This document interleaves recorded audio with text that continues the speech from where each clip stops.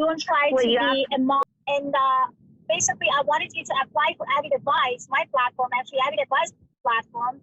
This is a very good platform for someone like you that are real and having the real energies, because I never pick up the people energies that easily when I didn't pick up on you. So it means that you are real.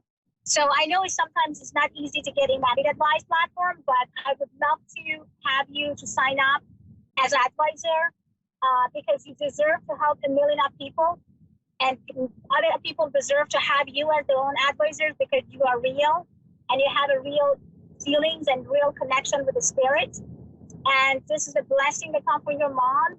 And I'm happy that I connect with your mom. I'm happy to help out. So if you need me, you can just sign up on Avid Advice even as a consumer, and then talk to me or talk to any advisor if you ever want to connect with mom again. But in another hand, I would love to have you as an advisor on Avid Advice platform. So just send me an email and support@avidadvice.com, support@avidadvice.com. Let me know about you or kind of more about you, and then we can get from there. Do you have any other question, my love? I just, like I said, once again, I wanted reassurance. I call my mom Mama because we're Southern here. And can you ask my mama, you tell, I don't need to worry about moving again? This house will be mine. No worriness at all. No worriness, no red flags. Your mom shows biggest smile with happiness and prosperity. No problem on money side, no problem on the physical or emotional side. And even actually, invited you for that jewelry. So that means that you have everything under control. And there is I don't have anything legally saying that it's mine yet. And that's what my inheritance is paid for some of it, but the loan is in my sister's name, but I don't legally have anything on it. My sister won't give me anything on it until she said I pay, which is $77,000 for the rest of it. Your mom told me that she wants to help you. Yeah, when your mom telling me that she would love to help you to get what you want, and there's nothing to be worried. You don't need any legal paper. So, okay, I have just 90 seconds. Thank you so much for listening. This is me, Fiona, Virgin Medium. I am Power. You guys can find me on avidadvice.com. avidadvice.com. Have a great one, and see you tomorrow. Bye.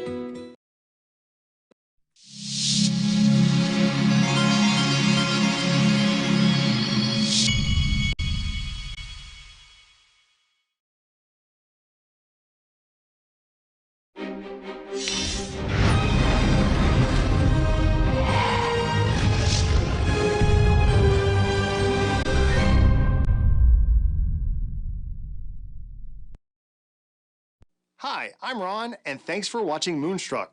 And now A1R on the air. Psychic Talk Radio on Moonstruck TV.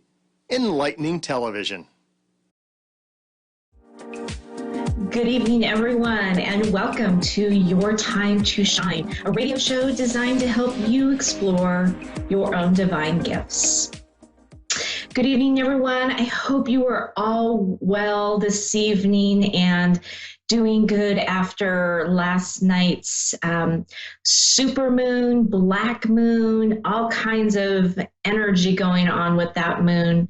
I had a really tough time sleeping last night, and energies were high and probably not in the good way. I was a little bit cranky, as my husband could attest. But here we are, first day of August, and we have a retrograde behind us. Thank goodness. That seemed like it lasted forever. So I am looking forward to the new energies that the new moon is, or that the supermoon is bringing to us this month. And of course, I had a great topic I wanted to talk about tonight, and Spirit said, nope, I think you're going to talk about this one. So here we go. I'd like to just chat with you a little bit about letter writing. This might seem a little strange to you, but it is a great way, especially if you are grieving the loss of a loved one. It kind of helps get you through some of those really rough patches. And actually, we had to write what is called a love letter to our parent who had passed away as part of an assignment of my master's class that I am diving deep into right now. And so what that entailed was just me sitting down and, in a relaxed situation and just starting to write down some of the things that I was having a hard time with, that I was grieving, that I missed about my dad, or things that I was mad at him about, mad for leaving when I wasn't ready for him to leave. And, I have, it's been about 2.5 years since my dad has passed, and I've done a lot of work around the whole grieving process and him being gone, and I really felt like I had a pretty good handle on it. And as I sat down and I wrote the letter, I was really amazed at what came out. And when you're sitting down to write a letter like this, you just write everything out. Anything that comes to your mind, write it down. And then after you're done with your letter, then you can do a ceremonial burn. Now, what I mean by a ceremonial burn is that you find maybe it's a bowl full of rocks, maybe it's your fire pit, maybe it's your fireplace. Whatever you do, find a very safe environment to do your burn. I usually like to write my letters on tissue paper, so then that way I can put it in a ceramic bowl and light it and let it burn. And it burns very quickly, very easily, and it doesn't smoke up the house like regular paper would. So what you do is you take it and you put your paper in a bowl or in a safe place, and you light it. And then you just sit there in quiet, in contemplation, and you let it release. You let it release from the letter, you let it release from yourself. And there's something very spiritual about watching it burn. The fire, is very is very intense energetically. That's what it gives. The fire underneath us for our determination, and to watch it and watch the smoke. Because a lot of times our loved ones will come in and they'll start using the smoke as a way to communicate with us. You might see a heart. You might see a letter. It's really interesting in what you can see in the smoke. And this is really evident when you use tissue paper. I found it more with the tissue paper, something about the substance of it. The smoke is lighter, and it has a tendency to dance more through the atmosphere than just burning regular paper. But you can use regular paper too. So once that is, once the paper has burned and it's released into ashes, then it begins what is called a renewal in your soul, in your being. Now, you can write this letter as many times as you need to. It's really, really good to do ceremonial writing and burns during new moons and super moons. So like the energy that we just had, last night was a perfect time to do that. In fact, my husband and I actually did letter writing and ceremonial burns, and it was more about what we were wanting to release from our life that wasn't working for us any longer, and then bringing in all of the good stuff that we want to happen over the next few months, what it is we want to manifest, what is it we want to see happen in our life. And so, especially during these times with these super moons and everything, can be really powerful times to do the letter writing and the ceremonial burns. Also, you can do them during the solstice, during the summer solstice and the winter solstice. Those are very typical times to do those types of letters, releasing what no longer serves you and bringing in what you want to see to come into your life. So try that. But the ceremonial burn and the letter writing for grieving a loved one is really powerful.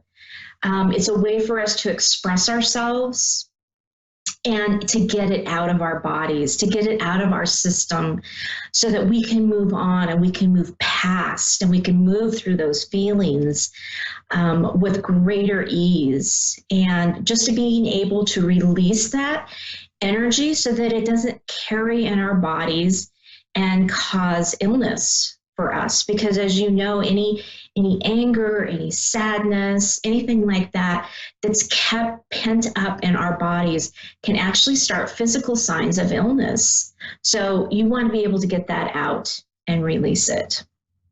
And, don't worry if you don't know what you're going to write. Just put your pen to paper and start with a thought. And once you start with a thought and you go from there, it will just come naturally and you'll be amazed at what comes through. But don't keep that paper. Make sure that you burn it, you shred it, you do something in a manner that means something to you in order for you to release the energies from that and to release it from you. That's the most important thing.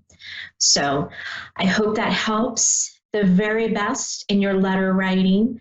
I have been actually doing this quite a bit, and it's really been amazing what has come forth to me in the process of doing that. And as you do it more, you get better and better at it, and you get more relaxed at it.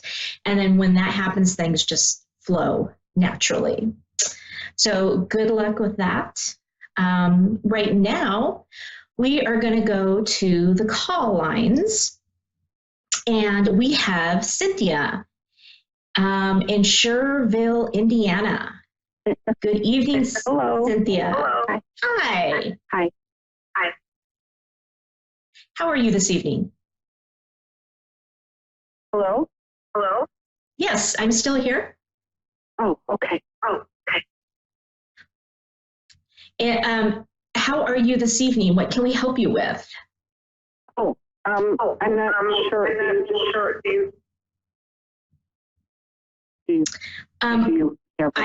I can just give you.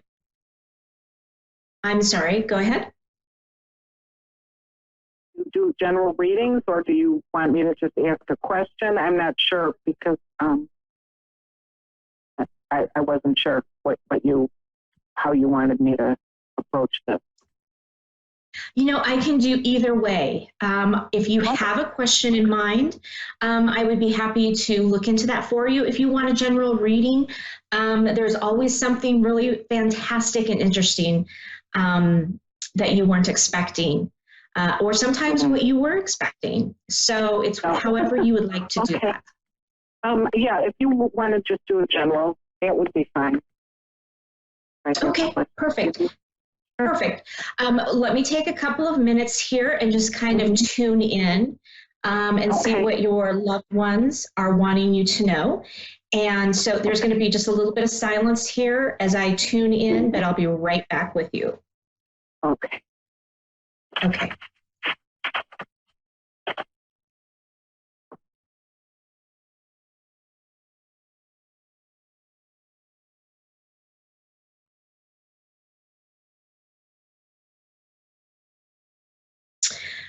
So I am getting a mother figure coming forward.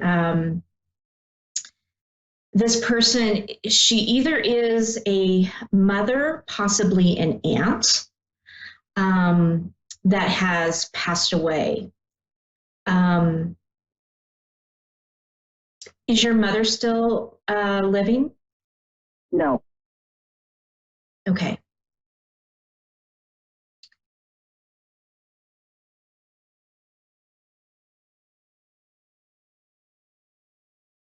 She has a fantastic personality. She's very joyous, very bouncy. Um, I see her in the kitchen a lot. Did she enjoy cooking or baking? No, not really. Not her. Mm-mm. Not her. My grandmother, my grandmother, her mother, but not really my mother. Okay. Okay. It's possible that that the grandmother is coming through just a little bit stronger. Mm-hmm. I'm feeling like both of their energies are kind of intermixing a little bit. But they're showing me cooking in the kitchen. That there was like this ceremonial process kind of that happened when they were in the kitchen. It's almost like I'm being shown like a cafeteria line. It's just like lines of food just keep going, just keep rolling through. It's bringing to mind my grandmother, and she lived on a farm, and that's the way it was. It was just lines upon lines upon lines of food, and they finished one meal and then they started another. And so this is what I'm being what I'm being shown right now.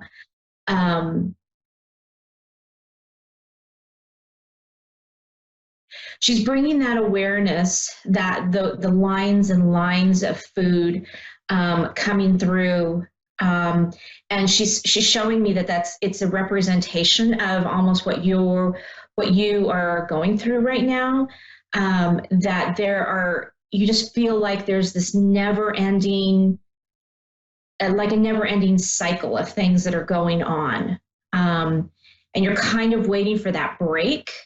Where you can intervene, and you feel like you just never get that break, that it just continues on and on and on.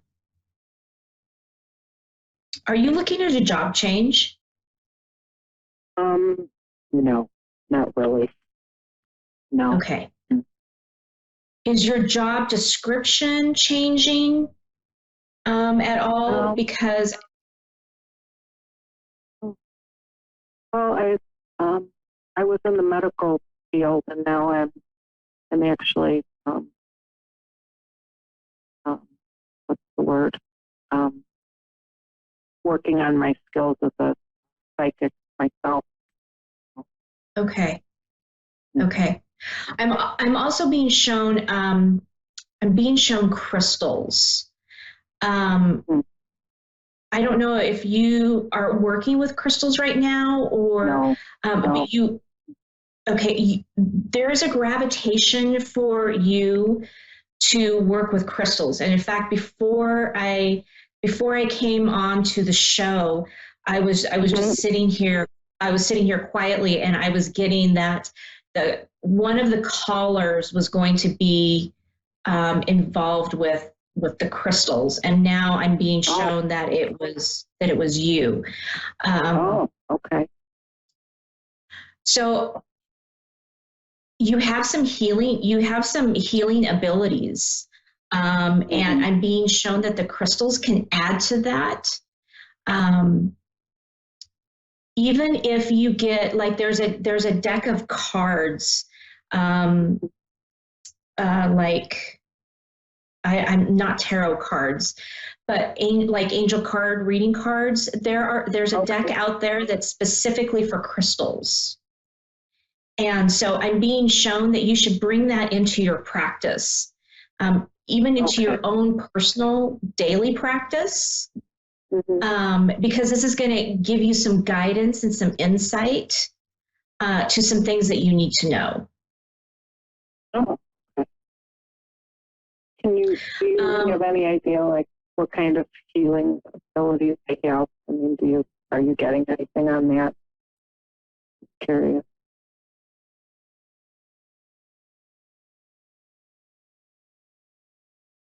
I see a lot of what I'm being shown is like aura healing. Oh, okay. They're showing me that there isn't like a real particular modality for you. Just you and your presence alone can bring around those healing capacities. Oh, wow. Okay. I'm writing this down. So, okay. All right. And also, do you see, like, for, within the next year, or, I don't know how far, like, into the future you can see, but do you see, like, anything happening with me as far as, like, because I left the medical profession, and do you see, like, me, like, expanding with a healing, business or anything like that, or, anytime soon? Yes, actually, I do.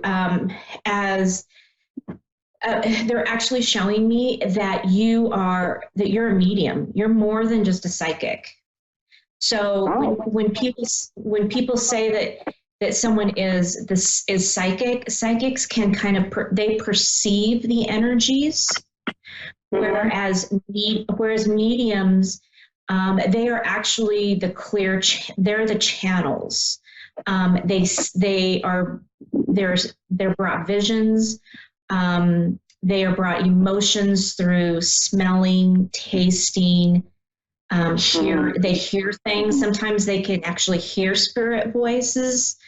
And they're saying that you would do really well to try to find someone who could help you expand on your abilities. There's a lot of people out there teaching mediumship. Of course, I'm very, very partial to the gal who teaches mine. If you're interested, you can reach out to me on my Your Time to Shine Facebook page, and you can message me, and I can. Okay. Your time to shine. Okay. Okay. Oh, wonderful. And I can give you some names to get in touch with. But they're saying that right now you are getting a lot more information than you even realize. They're asking me to ask you, do you do you talk to yourself in your head? Do you have conversations? Do you answer yourself in your head? Yes, I do. Yes. Yeah.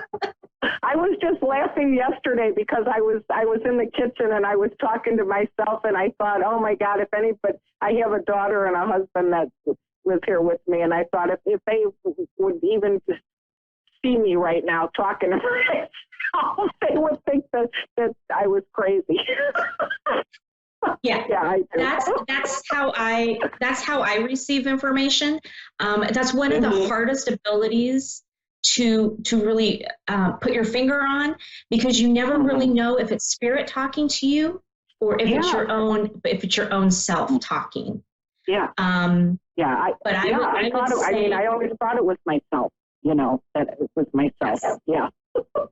Yeah. Oh my gosh. Yeah, it's not. It's not.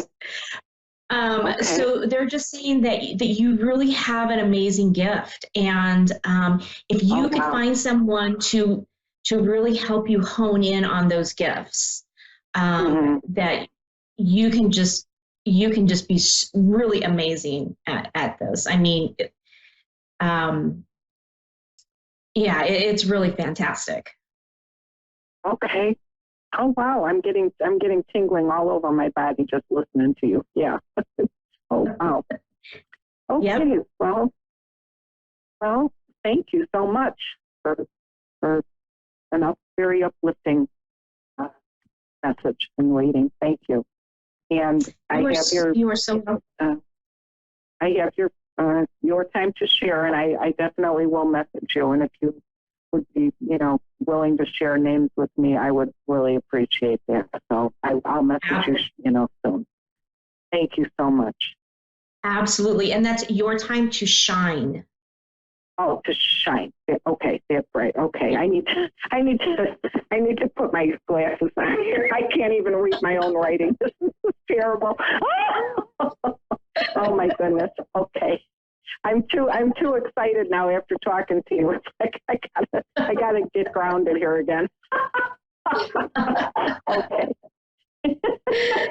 All right. Well, Cynthia, thank you so much for your time and calling in, and have a wonderful night.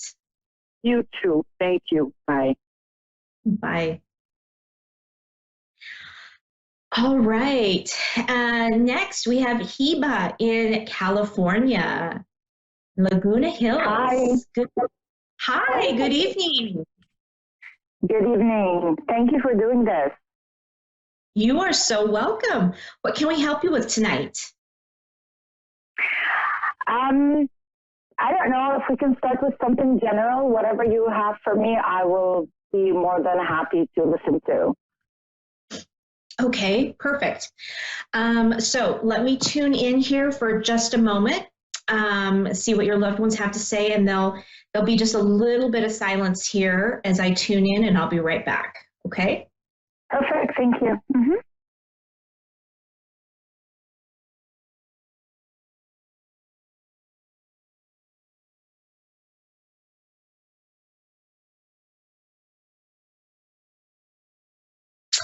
Okay, so I have to ask, are you planning a trip anywhere, like a vacation, a holiday? Actually, I was planning a trip to Mount Shasta. Mount Shasta. Oh, beautiful. Beautiful. Okay. Yeah. So I am seeing that you are going to go on this trip. So if you hadn't really decided, I am being shown that you're going to go. Okay. Being in the mountains is for you is a really amazing experience. For some people, it's being around water. But for you, it's being in the mountains. It's being in that altitude. It's being in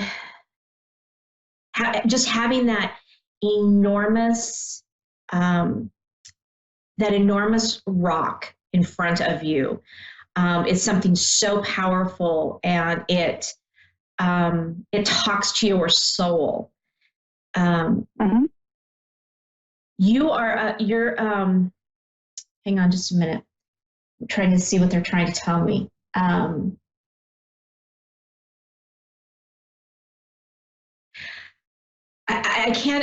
having trouble understanding what they're saying, but it's like you're an earth child. You're very grounded. Going out into walks into nature, getting out and having your feet in the dirt is something that really grounds you and really helps you get through some tough times. If you're going through tough times, this is how you get through them. Okay. Do you like to garden? No, at all. Not at all. Interesting, because I'm being shown that you have fairies in your yard. I'm sorry, what? Fairies. Oh. Okay. Yeah. And they're there blessing your land, and blessing your home. So you might look into putting in like a little fairy garden. If you Google them, you can make little pots with little fairy, little figurines and houses and things like that, because they are there. They're around with you.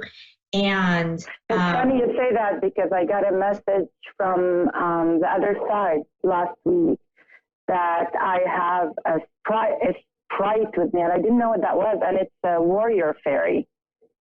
Okay. And I was okay. Yeah. I didn't know what they were, but it's a fairy, but more of like not the feminine one, but the warrior one, and it was gonna be with me for a while, and I was surprised because I've never heard of a sprint, and now sprint, whatever they're called. But now you tell me fairies. That's very interesting that in 1 week I hear twice about this.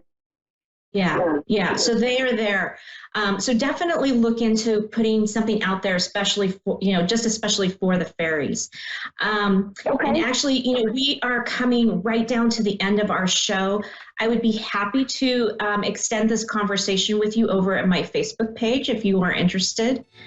And it is Your Time to Shine. Okay, I've been waiting for 3 hours. Oh, okay. Contact me on my Facebook page, and I would be happy to carry on the conversation with you. Okay. Right now, you mean? So when we get off of the show, absolutely. Okay. All right. What is your Facebook page? Your Time to Shine. Your Time to Shine. Yep. Okay, we'll do so. All right. Well, I will see you over there. Thank you for calling. Thank you. I'll be in touch in a few then. Thank you. Okay. Well, that does it for us. Another Thursday night. Thank you for tuning in to us this evening on A1R Psychic Radio and Moonstruck TV. You can catch me over on my Facebook page at Your Time to Shine, also Julie Yeager Walker Medium, or you can catch me over on my website at www.wingsofsoulswithjulie.com. Have a great evening, everyone. We'll see you next week.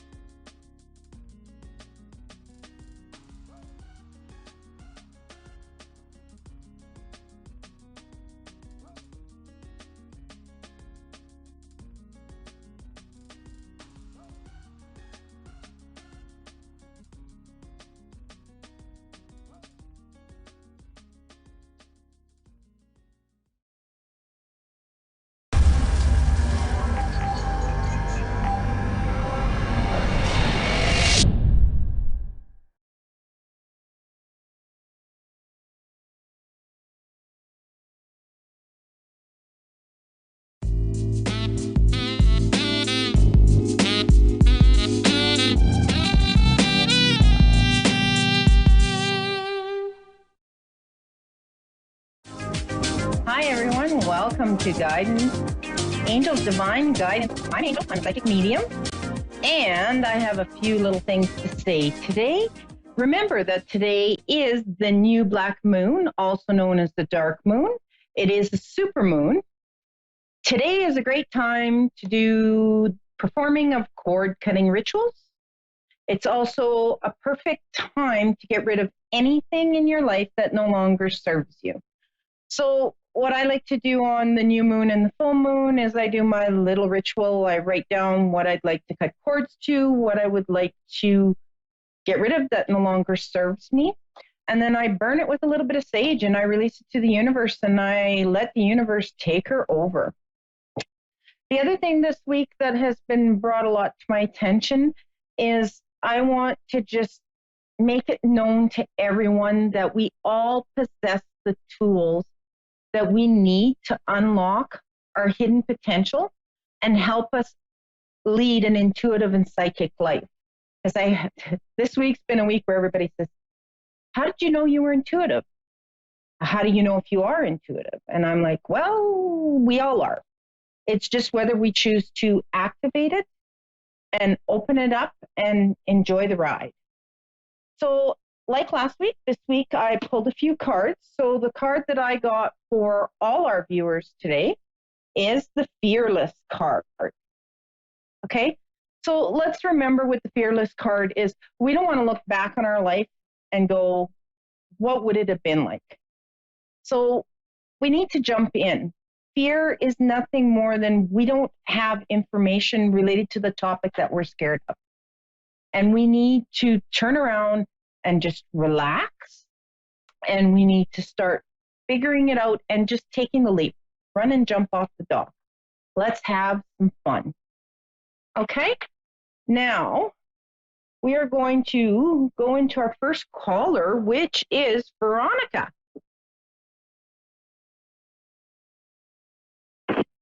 Hello?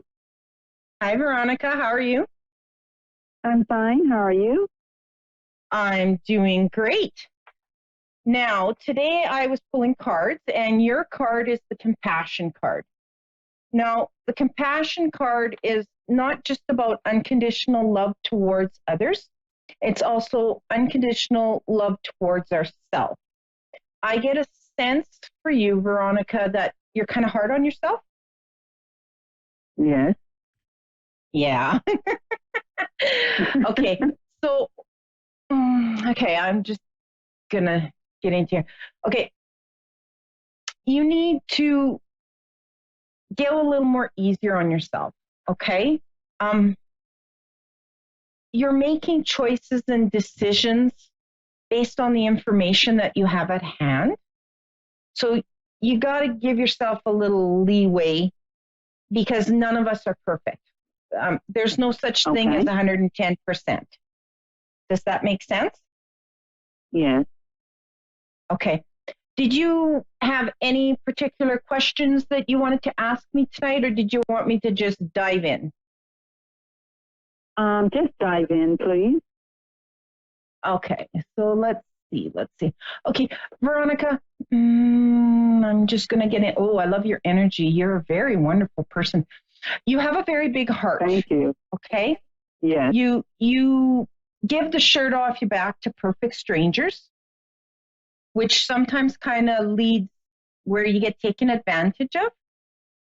Yes. So you need to keep that in mind, that not everybody is at the same place that you are, if that makes sense. It does. Okay. You're very intuitive. You've always followed your gut and you've always gone for what you've wanted, no matter what anybody has said. Correct. Correct? Okay. Let's see. Have you had a little bit of health issues here in the last 6 months? Yeah. Yes. Okay. Know that you're coming to the end of that issue, like that it's going to start resolving itself. Awesome. Okay. You just need to start taking a little more you time. I feel like you're a very busy person. You're constantly doing for others and putting yourself last, need I say? Yes. Yeah. So you need to start learning the word no. Okay? Okay. And it's okay to say no, and it's okay to take time out for you. Just remember that if you don't do this for yourself, you're not going to be able to help other people. because you are going to fall. You are going to fall sick, and you're going to be in a position where you won't be able to help people. So you need to take care of yourself to be able to help others. Okay. Does that make sense for you? Very, very much so. Yeah. Okay. Who has or had the heart problem in your family? Other than myself, my dad. Okay.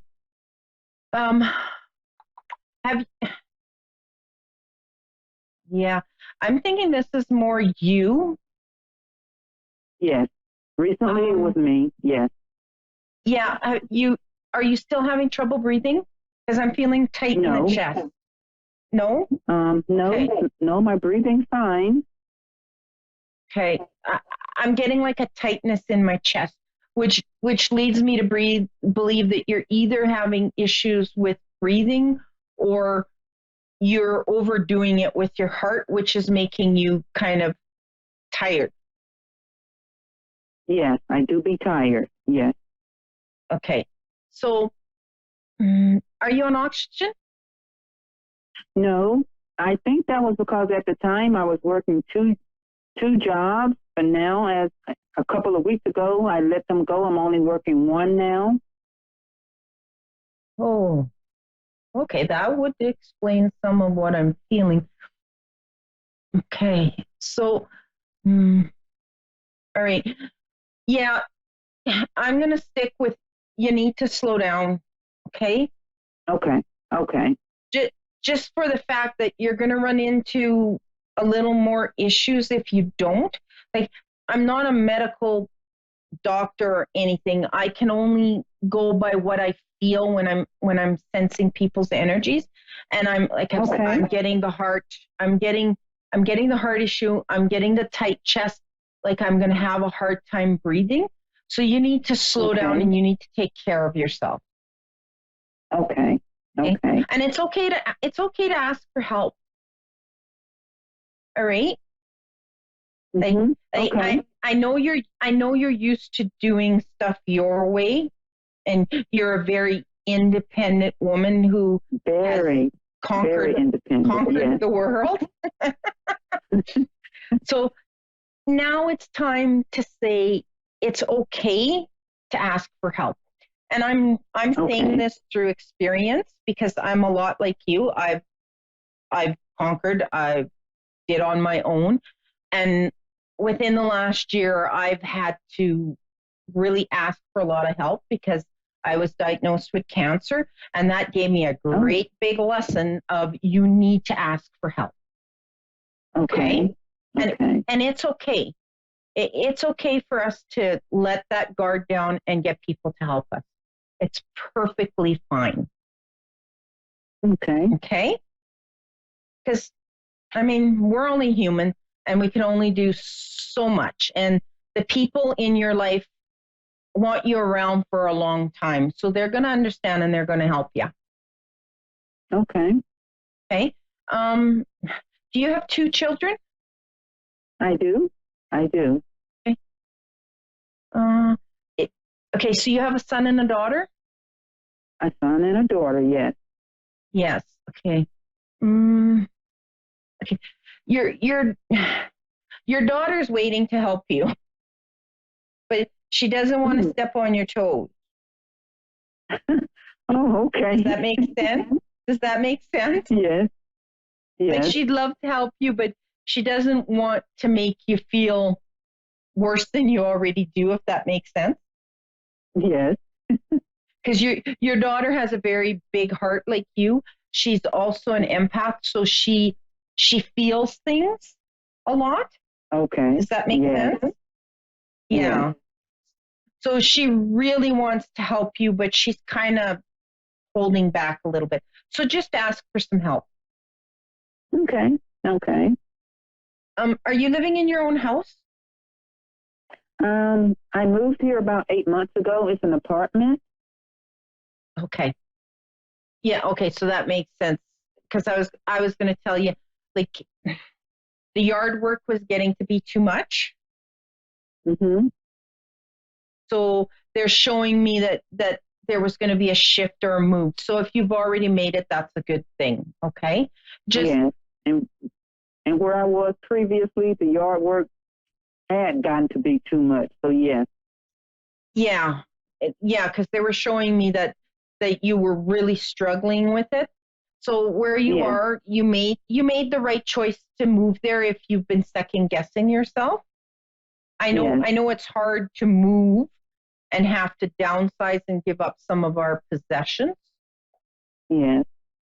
Okay. So just know that you made the right choice for yourself. Do you have 3 grandchildren? No, I have 2, unless there's one on the way. They're showing me 3. So that could mean there's either another one on the way, definitely, or it could mean that there is somebody like a niece or a nephew that you consider to be a grandchild. Okay. Now I have two, but my daughter miscarried a month ago. Was it a boy? I don't know. It was only like I'm getting a feeling that there's 2 boys and a girl for grandchildren. Okay, I have 2 girls as grandchildren. Okay, so that's way out there. Why would that be? Yeah, no, that's a really way out there one. Okay, so unless I'm already picking up on caller number 2, I'm just going to leave that one alone. Okay. Okay. Okay. Yeah. Okay. Now, you have a question? Well, I am considering moving at the end of this year. My desire is to move to Florida because my daughter's getting married next week and she and her husband will be doing other things. So my desire is to move to Florida, and I'm just wondering, is this going to be a good move for me? And you want to do that by next year? Well, at least by the end of this year. The next year would be fine too. There's really not a rush. I think I'm not going to say don't do the move, but I'm getting right now you need to stay where you are because you're going to need a little bit of extra help. Okay. Okay. And you need to just kind of settle and make sure you get the health issue under wraps. Okay. Okay. Because if you're in the middle of getting your health issue under wraps and then you're moving and then you have to switch doctors, that's just going to prolong your health care, if that makes sense. Okay. Okay. Okay. Other than that, I would just hold off on that move to Florida. Okay. Just maybe by the end of next year. But I'm like they're strongly telling me you should be staying put for now. Okay. Okay. You need to get the health under control. Okay. Okay? Does that make sense? It does. It does. Okay. Now, do you have any further questions before I move on to my next caller? Do you feel anything in the business area for me, my own business, or do you feel anything in as far as relationship wise? Okay. Business wise, again, they're really sitting around your health issues right now, and you really need to concentrate on that. Okay, will do. Before you move on, you really need to concentrate on that. Now, they do show that there is a male coming. I don't know if the number 2 means anything to you. No. No? Okay, so that could be that this male figure could be coming through to your life in say 2 weeks, 2 months, 2 years. Okay. It could be the second of a month. It's just watch your twos, okay? And it's going to be, you won't be expecting when he's going to come into your life. You might be sitting at the doctor's office. It'll be kind of a situation like that where he's going to cross your path. Oh, okay. Okay. Or you could be just, you're going on a trip this summer. Well, this fall, I should say. Were you thinking of going away? I was thinking about going back home for my mom's birthday. Okay. In October. Yeah, you will be doing that. You might meet him on the trip on the way home. Ah, okay. Okay. So it's going to be in a situation, something like that, and it's going to be it's going to be something that you're not expecting. Okay. Okay. Because you kind of got your mind on what you're looking for, but it's sort of not going to fit into that. Okay. Okay. So be open. Okay. He is coming. All right. Okay. Thank you so much. Okay. No, thank you for calling in. Okay. And you can keep in contact with me. Just go to my website and we can keep chatting. Okay. Thank you. All right. Okay. And we'll go on to caller number 2. Denise? Yeah. Hi. Hello. Dennis? Yeah. Hello. Hi. How are you today? I'm okay, thank you. You're okay? All right. So today I was picking cards before for my callers. Now you're caller number 2, and it's quite interesting because I got 3 cards for you. Okay. So the first one is unconditional love. Okay. So know that you need to be open. You are very caring. You love with all your heart, which has gotten you into some particulars. Okay. Yeah. But no, that's kind of going to be behind you. Okay. Your second card you got is a new chapter. So you've got a shift, a change coming up in your life, which could be in romance, it could be in business, it could be in finance. It's just, you have a big shift coming. Okay? Yeah. All right. The third card we got was walk your truth. Now, I sense that you swallow a lot of stuff. You really don't say what's on your mind.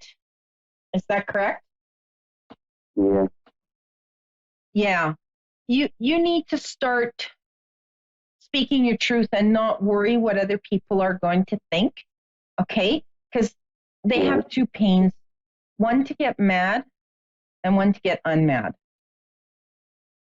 Mm-hmm. Okay?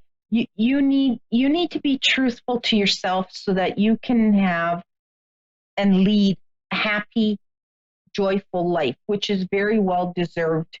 You've worked hard all your life. You've given away your last dollar to a perfect stranger. Yeah. Does that make sense? Yeah. So now it's time. It's time for you to start enjoying your life the way you want it to be. Yeah. Okay. Now, Dennis, did you have any questions for me? There's only one that's always been bugging me. It's my voice ever cheated on me. Can you answer those? Okay. Could you repeat that, please? I had a hard time hearing you. Yeah, I said, has my wife ever cheated on me? Can you answer those?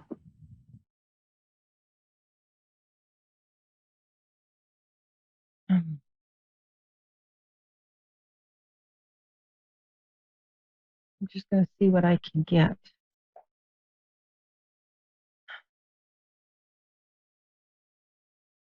You know, On that one, okay,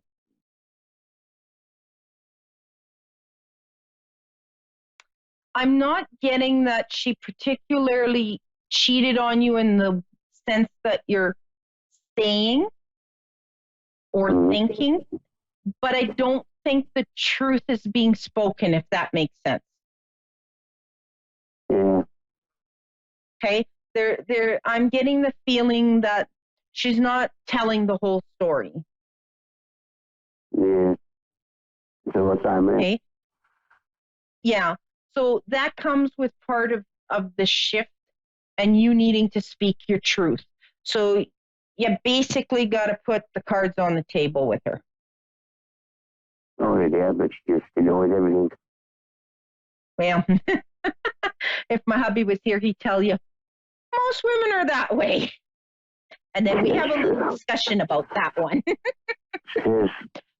As long as you know she hasn't hurt you in that way. Sexually, then I'm all right with it. I'm not getting that sense that she's done that. No. Okay. I'm getting more that the whole truth isn't out. Like she's not telling you the whole truth. I think she's like, I'm getting like, if without getting too much into her energy, I'm getting more of a feeling like she's unhappy. But she's scared to say, like she's scared to say why she's unhappy. She's very ill at the moment. She's one of these women to get up and get out sort of thing and do her own stuff basically, but she can't do it. Yeah. They're saying that she's got an infection of the lung and they can't cure it. It's really knocking her about. Okay.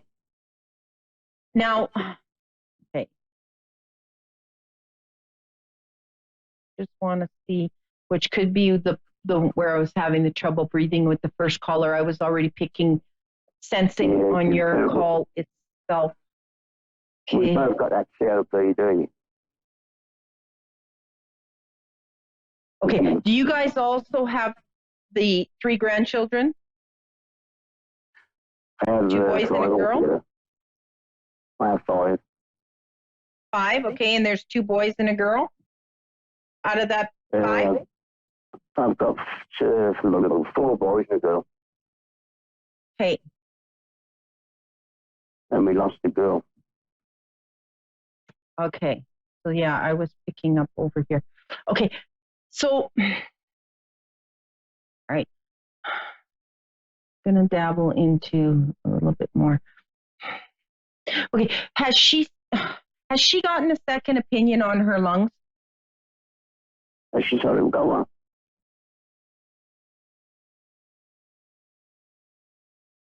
I'm getting. Are you still there? Yeah. Okay. I'm getting that maybe she should be getting a second opinion on the lung infection. What do you mean it's not as bad as they're saying? Yes. Okay. I'll tell her that. Okay. Just because I'm just getting the feeling that there's something a little more there. Okay? Mm. The whole truth isn't out.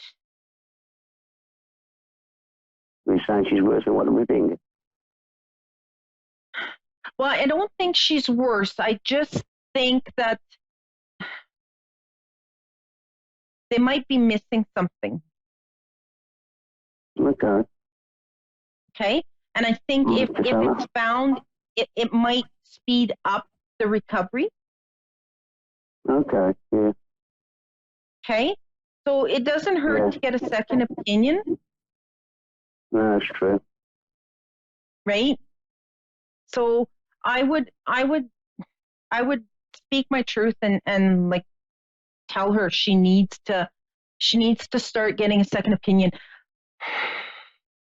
The lungs are nothing to play with. Like really, that's we need to breathe, right? Yeah. But and like I was telling you, Dennis, you need to put the cards on the table and you need to speak your truth to her. And Yeah. like, I'm not feeling that it's anything you've done. It's more she's unhappy. There's something missing. And her health is an issue because she's not able to do the things that she thought she'd be able to do at this time in her life. Yeah. Okay? So just kind of, I mean, she needs unconditional love, and she needs to know that you're there for her, no matter what. Yeah. Okay? Yeah, I should. Yeah, because I think she's getting more of the feeling that she's going to be all alone. No, she's not. Yeah. I mean, I know. You tell me what you told me earlier. Lifted a great weight down off my shoulders, and now I can express myself to her now. Yeah. Whereas So before, it's more I couldn't before because I thought that she in the past life she'd done it. No, I'm not picking that up. I'm picking up more that she's not happy. That it's like she's going to be missing something in her life, okay? So it's like she's going to get sick, and it's going to be like everybody's going to walk out on her, and she's going to be all by herself. She needs the unconditional love and needs to know that you're going to be there for her. I'll tell her that, yeah. No matter what, okay? Yeah.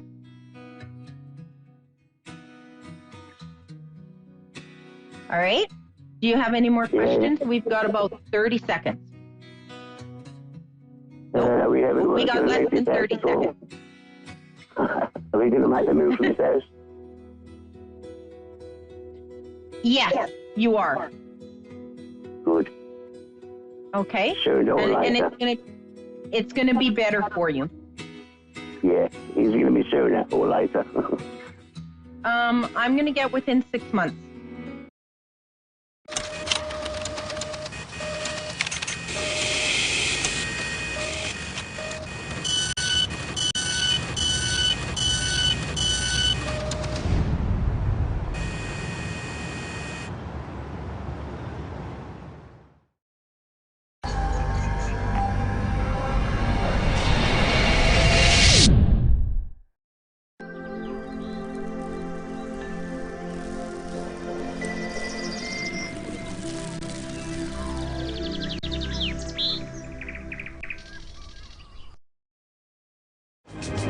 Hello and welcome to A1R Psychic Radio and Moonstruck TV.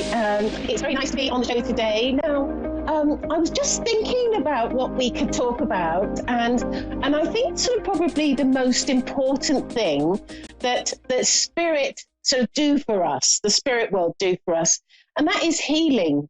And it's just incredible how they are able to heal in many cases. Now, obviously, the first sort of, method of healing is when some, a medium will put their hands on you and do hands-on healing.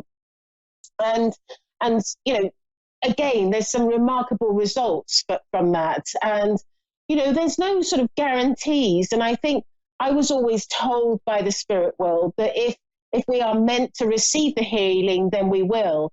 But they work on many levels. They work on the sort of physical, the mental, and the emotional level.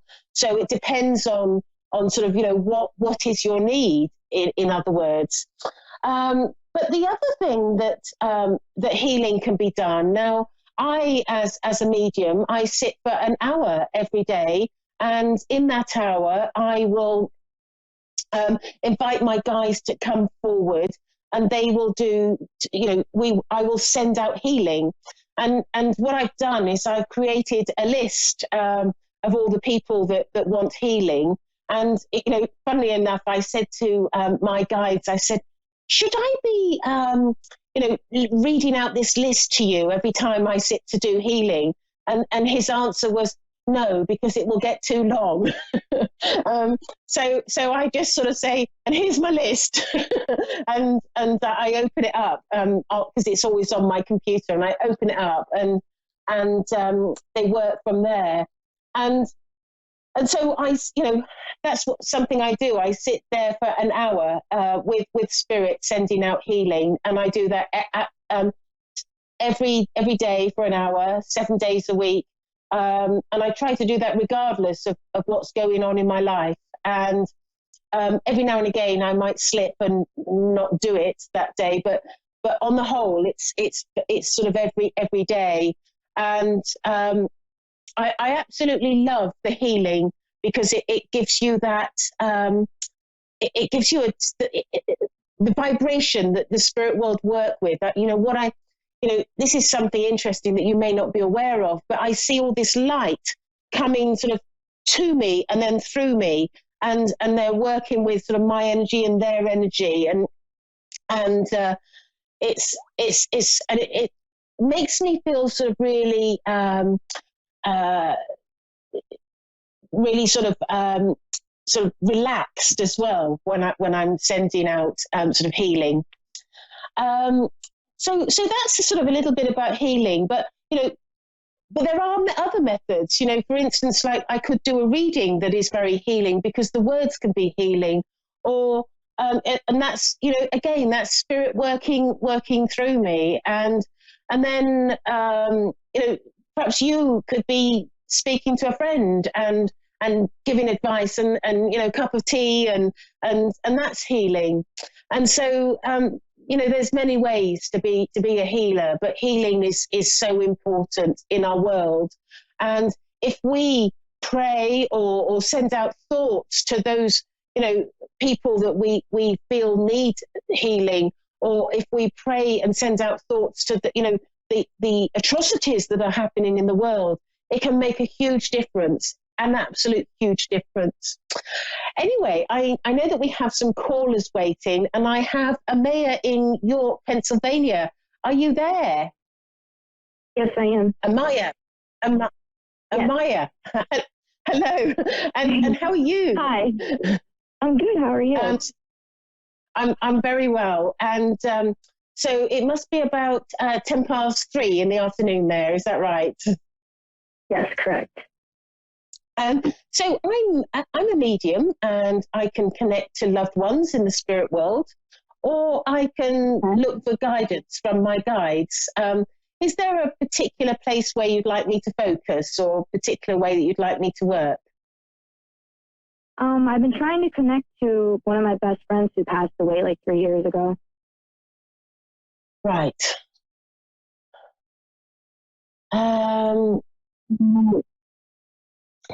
Okay, is this female? Because I'm just checking to see, because I might get a male through and think, oh, that's not it. Amaya, is she female? Right. Okay. Yeah. Let's have a look. Right. Okay. The first thing that I'm hearing is I feel that her passing was unusual circumstances.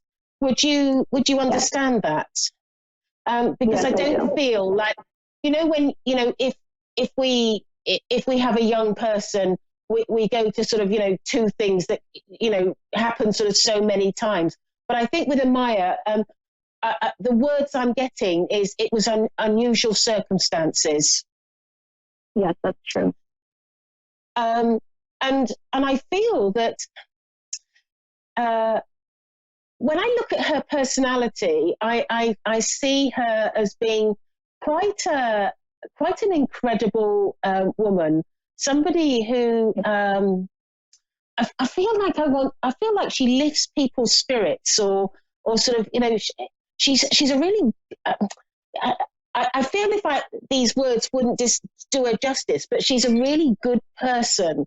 But I feel like she's almost, better than that. It's almost like she's an earth angel. Like she's so good to many people. And I feel that I feel like she's very charitable of nature.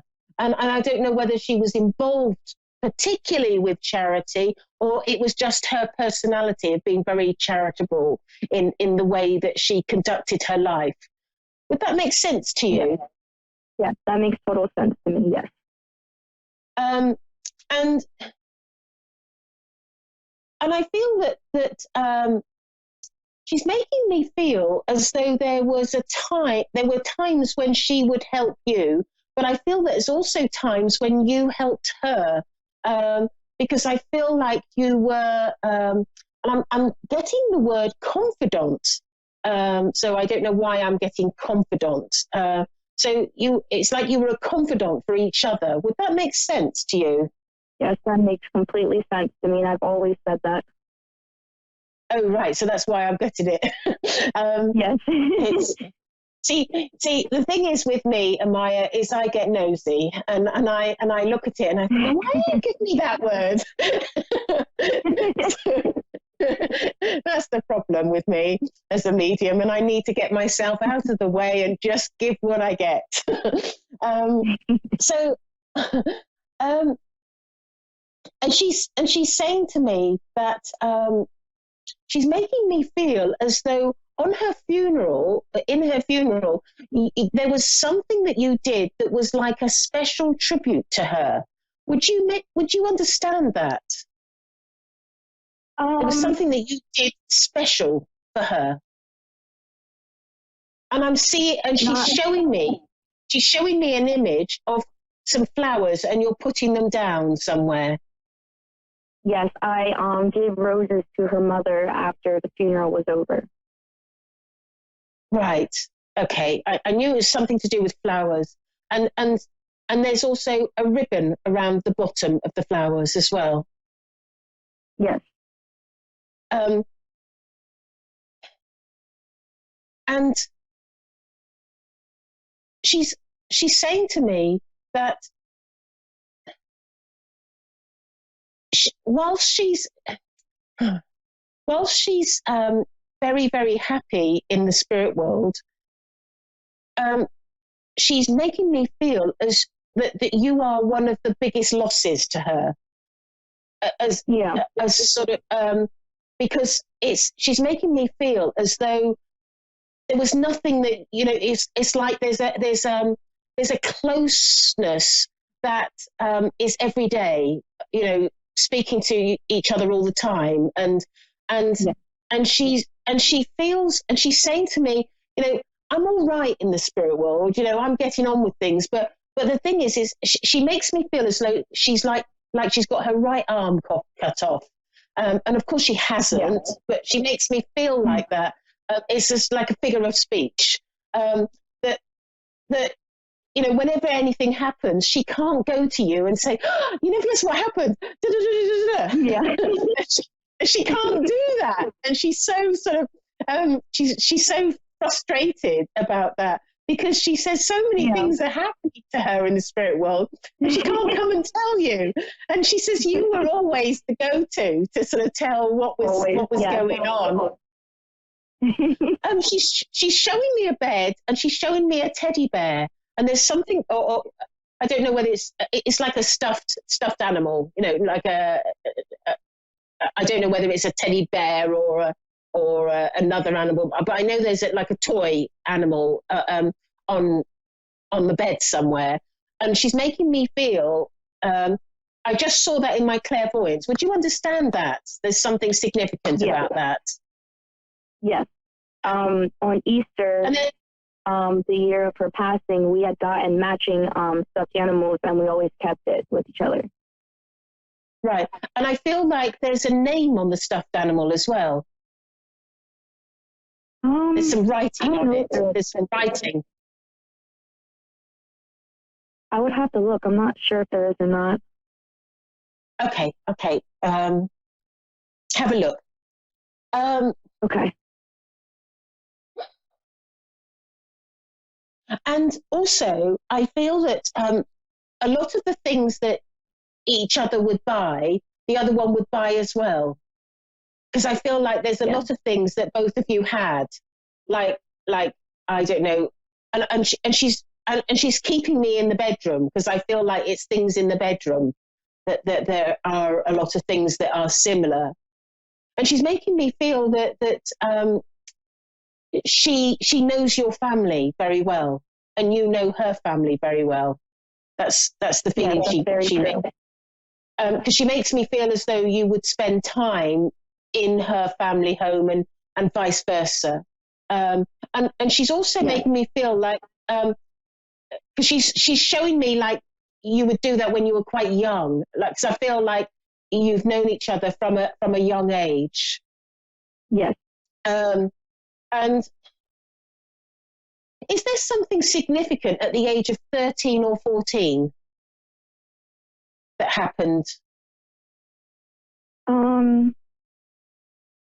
Involving like me, I had tried to hurt myself when I was that age. That was the first time I had ever tried. Right, because she just sort of brought that time to me. Like there's something that happened at that time. Yes. And she made, because I believe her father had passed away at that time as well. Right. But she's making me feel as though she was really like she makes me feel like it really hit her hard. Yeah. You know, at that time, sort of like I feel like I'm very like in her mind, she can't lose you.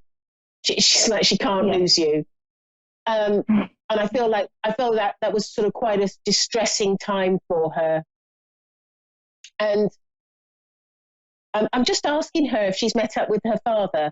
So I'm just asking her that because that would be nice to know, wouldn't it? Yes, it definitely would. She said, of course, I'm with him. And she says that she's making me feel as though she has a very close relationship with him. And there's a deep love with her father. And she makes me feel as though it's like she doesn't have favourites, but her dad is her favourite. Yes, definitely. She's a daddy's girl all the way. Yeah. It's like she loves her mum, but it's daddy. and so she wants you to know that she's connected with her dad, and it's really sort of really nice to be with her. Yeah. I'm just asking her for the last message because I've got another call awaiting, and it's so sad because it's only about 5-10 minutes that we get for a reading, and I know sort of like when people enjoy the reading, they're sort of settling down for the evening. Yes. But you can find me on Facebook, and my name is Gail Moffat. So if you need to connect with me or ask any questions, that's fine. But she just wants to. Her last thing that she wants to say to you is, Amaya, is that she really values this life because of your friendship with each other. She makes me feel like you were almost like twins. Yes. and it's like glued to each other. And she's just saying thank you for being my friend. And she's just showing me a book where you're doing some writing, and I don't know whether have you been writing a journal, or is there some sort of writing? I went on and off after she passed. I haven't really been doing it lately, but I was. Yeah. Well, she's read the words that you've written.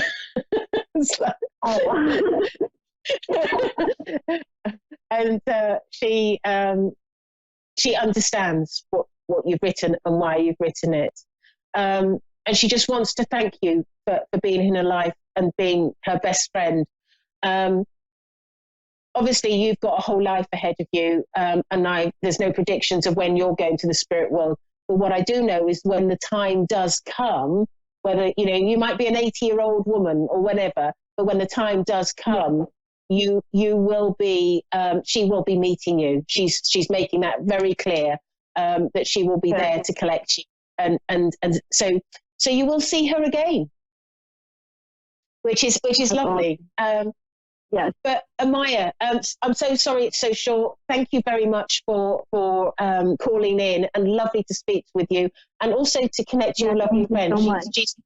She's adorable. I love her. But thank you very much. Thank you. Now I have Donna in Fairlawn, New Jersey. Are you there, Donna? Yes, I'm there. How are you, Gail? I'm very well. How are you? I'm good. I'm good. Good.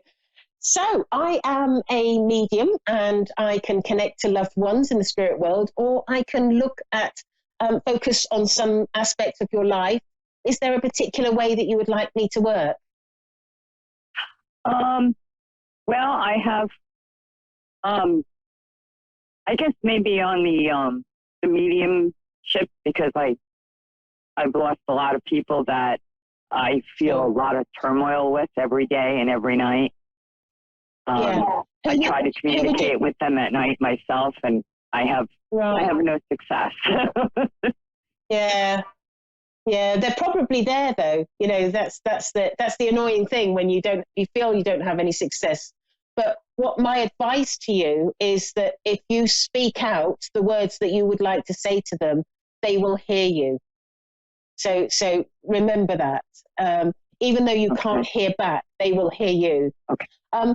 Is there somebody in particular that you'd like me to connect with? Because we've only got about 8 minutes left of the show.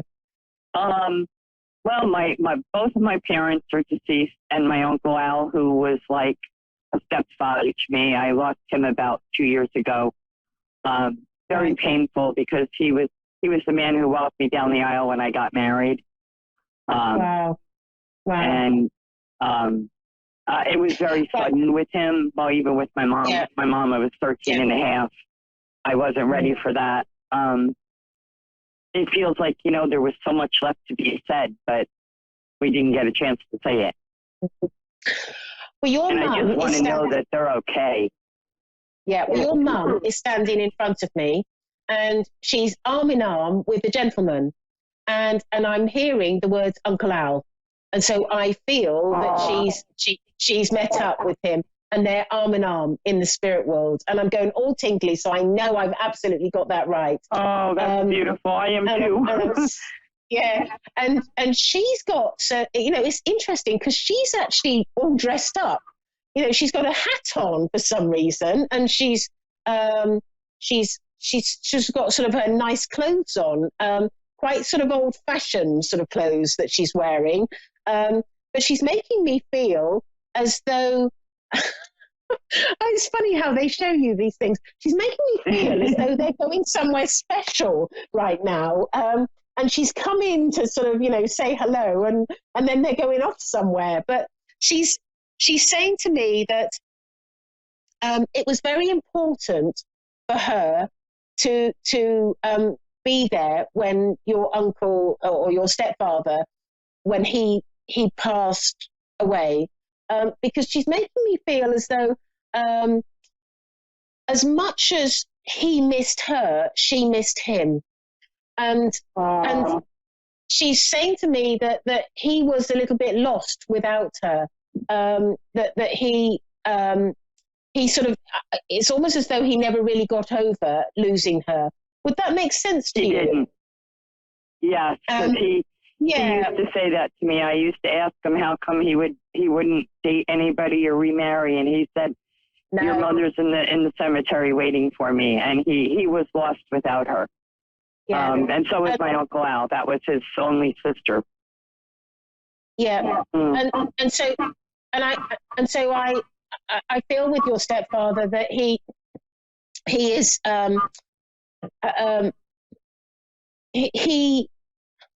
he's so, it's like he's delighted that he's with your mum. I just feel the sort of I can feel in him the pain that he had as a result of not being with her. It's like they were meant to be with each other in this life. And I feel that on some level, both of them were very healing for each other. And I feel that your mum definitely had a lot of healing from him when she got together with him, because she's making me feel as though her first relationship, I feel, with your father wasn't as good as she would have liked. Would that make sense to you? No, it was horrible. It was horrible. Wow. And she's making me feel as though she was it's like, she makes me feel like she was terrorized by life and sort of, she was struggling struggling to sort of live in a proper way. And when your stepfather came along, he was kind, he was gentle, he was just loving, he was everything that your father wasn't. And she just fell over head over heels in love with him. And they were just so sweet. They were just so sweet together. I feel like they would do sort of little romantic things or little kind gestures for each other all the time. They never fought. I never knew what a fight was with my parents. Never. And they always sort of would do things for each other and very kind. And I mean, it was just an extraordinary, loving relationship that they had. And you know, I feel with them that they're both extremely happy to finally be with each other, because I feel with them that both of them were lost without the other one. Because whilst your mum, I do feel with your mum that she had her difficulties in the spirit world, but she was okay.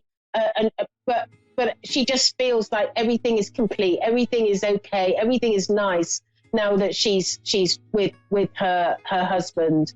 Wow. That is there something that is there a reading that is significant to your family that you may have done at either at a wedding or a funeral that has been done more than once? Because they're referring to this reading, and I feel that it's quite poignant that I need to bring it up.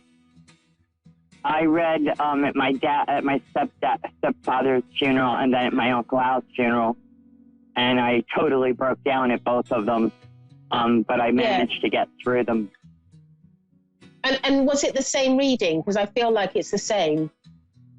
Pretty much, yes, because my stepfather was so good to me while he was alive, and my Uncle Al, after both my parents had died, he kind of stepped in and took their place. So it was pretty much the same thing, thanking them for all of their guidance and their love. Yeah. Your Uncle Al is here, but I feel that he's just saying to me, I want to let you know that I am here with your parents, but I didn't want to take over because I knew that it was important that you first heard from your mother and your stepfather and how they've been reunited and how they're together.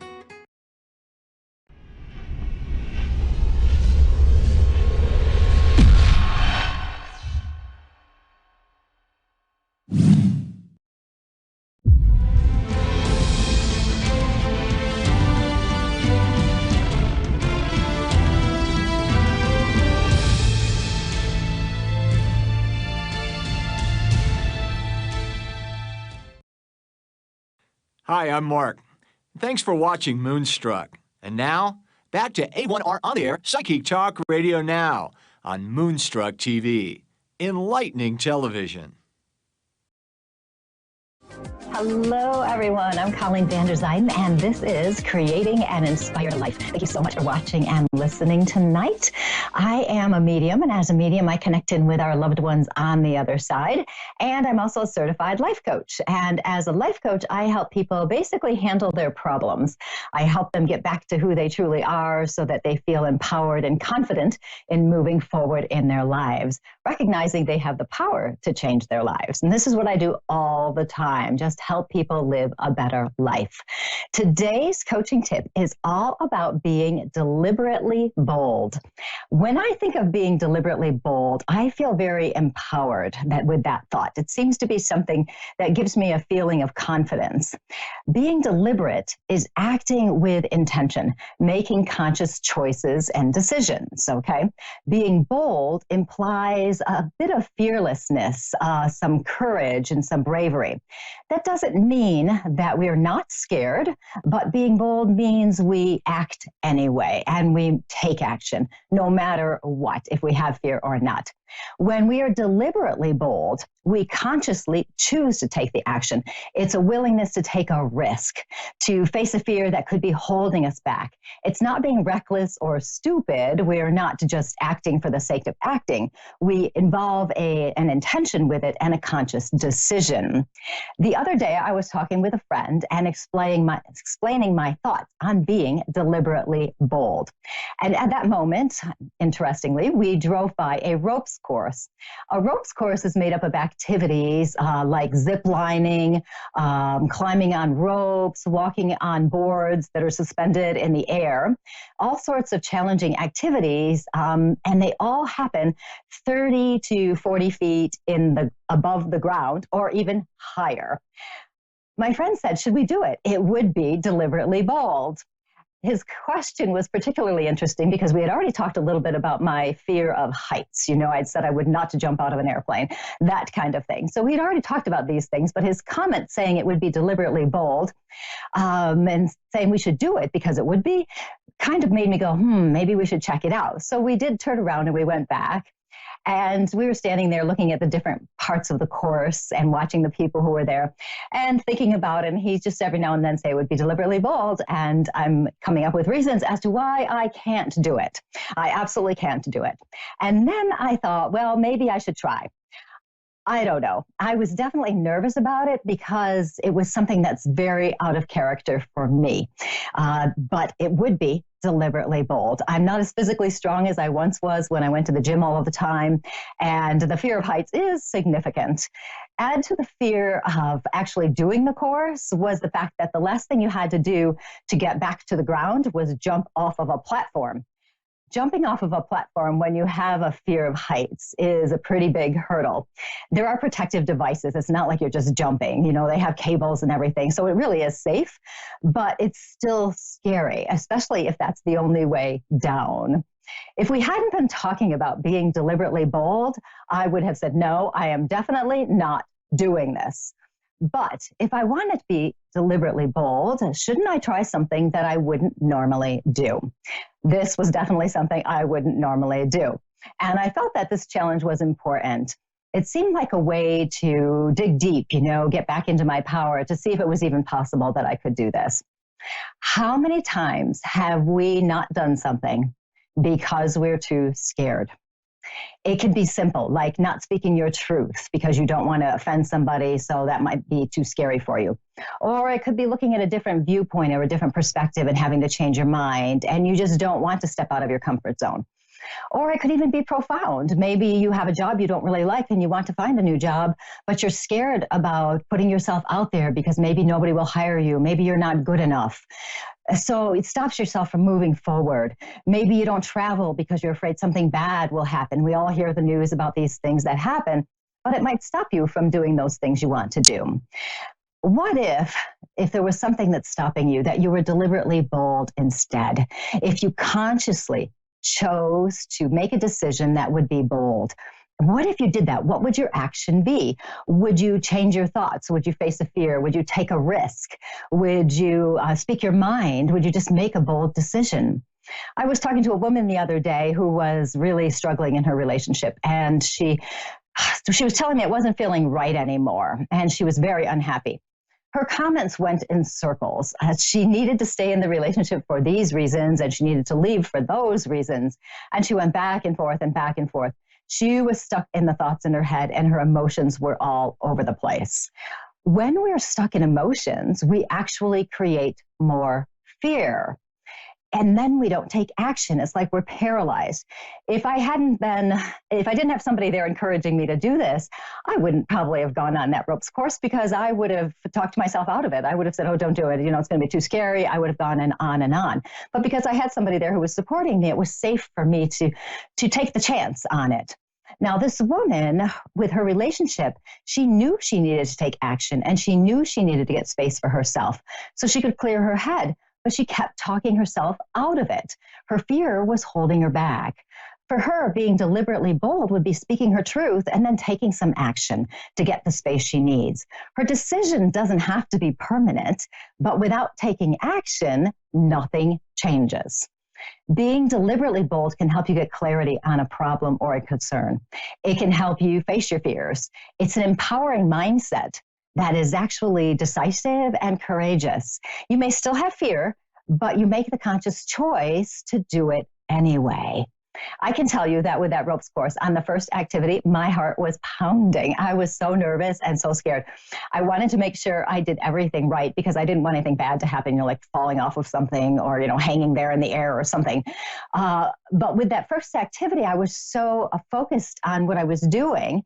I actually even wasn't bothered by the fact that I was 30 or whatever feet above the ground.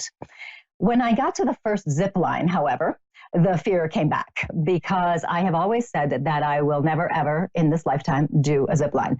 I am not about to jump off of a platform and fly through the air holding on to something to get to the other side. But here I was. I had to do it because it was the only way you could keep going, and there was no other way to go. So I just closed my eyes and jumped. And you know what? Nothing bad happened. Can you believe it? Just like they say, they said nothing bad would happen. But what I noticed is once I made that first action and I trusted the process and jumped off, that it was all good. And with each challenge, I felt more and more secure and more competent. And at the end, I did jump off of the platform to get back to the ground. Just the act of doing it was awesome. Although I was scared, I did these things anyway. As I learned more about the course and how it worked, I made the intentional choice to be as fearless as I could. I was deliberately bold. With each fear I faced, the stronger I felt. I felt more empowered. How many times is it that when we're scared of something, when we just take some action, we realize our fear wasn't nearly as big as we thought it was going to be? When we face these fears by being deliberately bold, we reclaim our power and we become stronger in who we are. Is there anything that's holding you back? Do you have a fear, a problem? Are you worried about something? Are you stuck in emotions? Is something going on and you're just not taking action because of a fear or whatever you think it is? Is there something you want to say or do, but you're not doing it? Ask yourself, what would be deliberately bold? Be out of your comfort zone if you have to be. Just step out of it for a bit. Just do it. Take the risk. Be courageous. Face your fears. Being deliberately bold will help you create your best, most awesome life. And I can tell you that if I did that course, I'm sure you can do some things too, because I thought that would never happen. So it was really a miracle, let me tell you. And that is my coaching tip of the day, being deliberately bold. You can reach me at my website, psychicmediumcolleen.com, as well as on Facebook, Colleen Vander Zijden, medium and intuitive life coach. Now we are going to go on to our first caller. We have Zodi from West Palm Beach in Florida. Zodi, how are you tonight? I'm good. How are you? Good. And how can I help you? I was actually looking to try to connect with my brother. Okay. And was he on the younger side when he passes? Because I have a younger man here. I'm sorry? Was he on the younger side when he passed? Because I have a younger man here. Okay. And would you understand him being somebody who, this is interesting, a little bit, well, you know how we don't speak our mind? He speaks his mind. Does he say whatever he wants to say without really any regard to how it comes across? For the most part, yeah. Yeah. Okay. Because I get somebody who's like that, and he feels a little reckless to me in that he doesn't really always plan things out all the way. He doesn't always think things through all the way. And I feel him just saying whatever he wants to. But I also want to point out, though, that he is not like this all the time, because he's actually a very sensitive person. Would you understand him being a sensitive person? Hello? Yes. Can you hear me? Would you understand him being a sensitive person? Okay. Okay, as long as you can hear me. So we'll see what happens. So I'll just keep talking about him for just a few minutes as we check in and see what's going on with the sound here. But for this person, I can feel him being sensitive. I can feel him being somebody who actually kind of protects himself a little bit. And it is interesting that I have somebody like that coming in tonight when I'm talking about being bold and speaking your mind. There is, of course, you do want to take, okay. Are you all back again for me, Zodi, here? Yes. Sorry, I don't know what happened. Oh, who knows? You know, technology, it's just the way it is. So I was saying that your brother feels very sensitive to me. It feels like he feels things very deeply. Would you understand that? Yes. Okay. And would you also understand that he hides himself behind a different kind of persona? So he acts a certain way. It's kind of like he's trying to cover up how sensitive he is. Do you understand that as well? Yes. Okay, I'm pretty sure I have him then. I like to make sure before I get going. I do want to tell you, he seems like a fun kid to me, and he seems like somebody who, when things are going well for him, he can be very charming and so much fun. I do feel a little bit, I want to call it of a tortured soul, if you will, because I feel like he has a lot of questions about himself, how he fits into life, all of those things. And what's coming through very strongly is I feel like he wants to make an apology to people here. Because he gives me the impression that part of his passing, if not all of it, is caused by his own actions. Does he do something that helps him cross over to the other side? Yeah, he did. Okay. And you notice how gentle I was with that, because I didn't want to just come right out and say that, because he's telling me he wants to apologize for that. He's not a person who would intentionally hurt people. And I know sometimes he says things that do hurt people, but it's not on purpose. It's just that he's struggling. He has some struggles there. And he wants to apologize to everybody, basically, to tell them he's really sorry. He says he would never have intended to cause pain to someone else, okay? It's not a decision he would make consciously. It just happens. I also get the impression he's trying to protect himself, you know, that this is the only option for him, okay? So, and I do feel that recklessness around him as he's talking about this. He doesn't want to talk about the bad things. He wants to talk about the good things. Would you understand who has the dog in the family? My mom. Okay, so I want to talk about a dog for a minute. Does he very much love the dog? Yeah, he did, one of them. Okay, because I want to talk about a dog, and when I feel the dog, when he's showing it to me, I get this sense of safe. He feels safe. You know, he doesn't have to deal with issues and problems that are around him or anything like that. Would you understand him as well, being quite good at math, but not really good at math classes? Probably. Because the way he's showing himself to me, I feel like he can figure so many different things out. He can figure lots of things out, but I don't feel him really liking, you know how in math classes, you know, way back, you know, they make you do the work and stuff. I feel like he just doesn't want to do that. So, you know, there's a little stubbornness there. Does that make a little bit of sense? Yeah. Okay.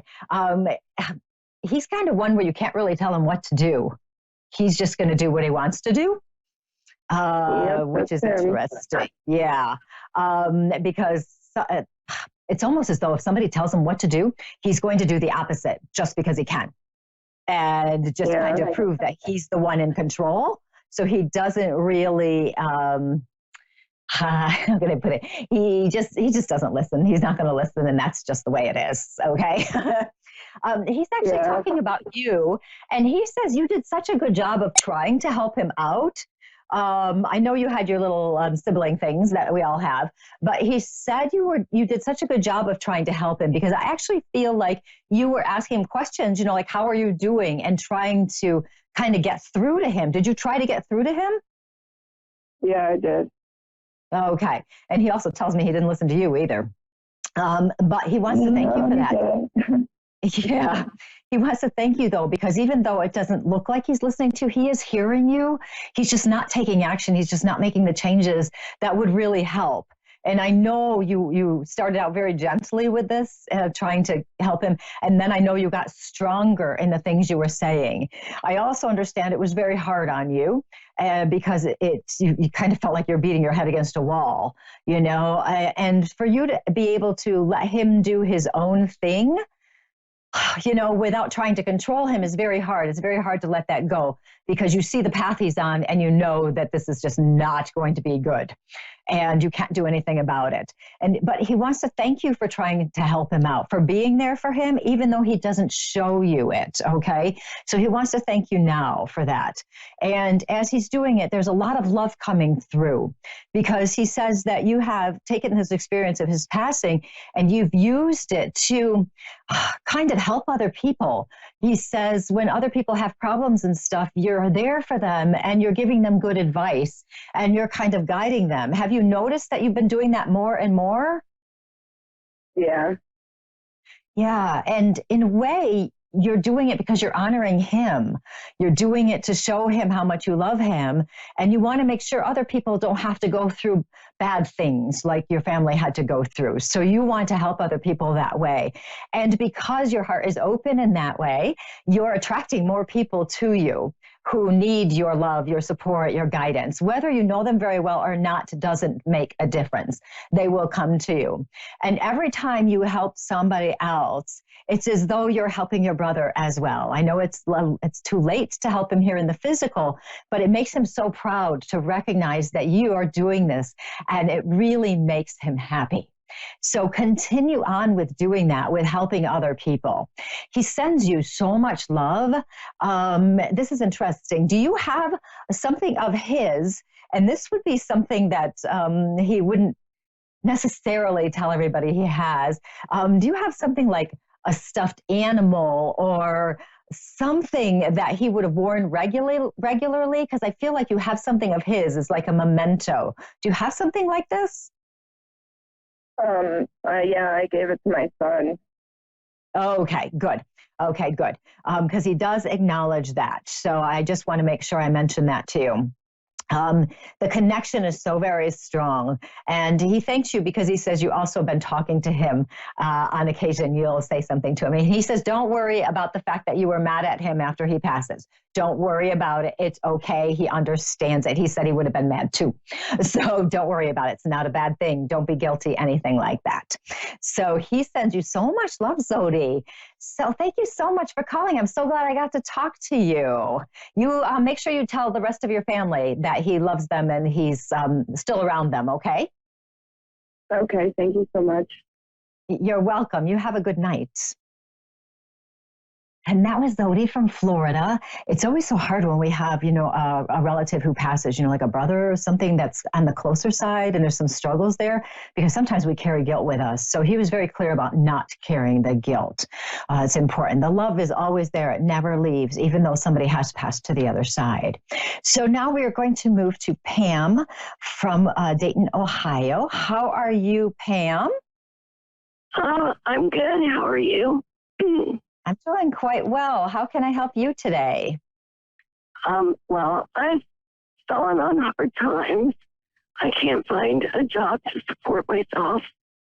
I'm living at my sister's now, and I'm wondering if there's something I'm missing.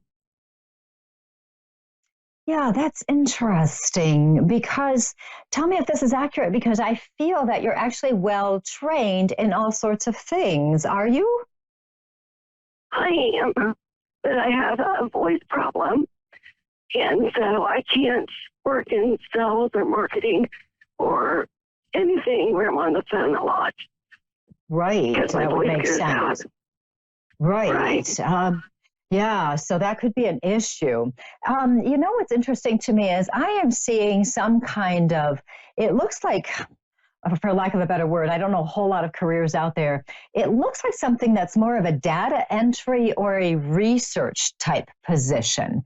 Have you applied to anything like that where you would be helping a company or a person getting more information and then entering information into a system? Yeah, I've been applying for everything. Okay. This feels like a good thing to me. So I want to make sure that you apply to all sorts of different things. And I know you have, but it almost feels like a small company, somebody has their own place, like a lawyer or something like that. Have you applied to a lawyer's office to help there at all? No. No, I haven't. Not yet. Okay. If you notice something like that, I would suggest you check it out and apply. This doesn't feel like something where you would need special, legal training to do, because it seems like they can explain what they're looking for. I mean, and you're smart. You know how to do things. You know how to look things up, and all of that. And it feels like so it feels like a small situation to me. And I keep seeing lawyer, so there may be something to that. So somehow in some kind of a position that I would call a professional position. So even something helping out in, like an accountant's office or something, if they have somebody who does not accounting, somebody who would help with things like that. So that actually feels good to me. So I'll put that out there for you.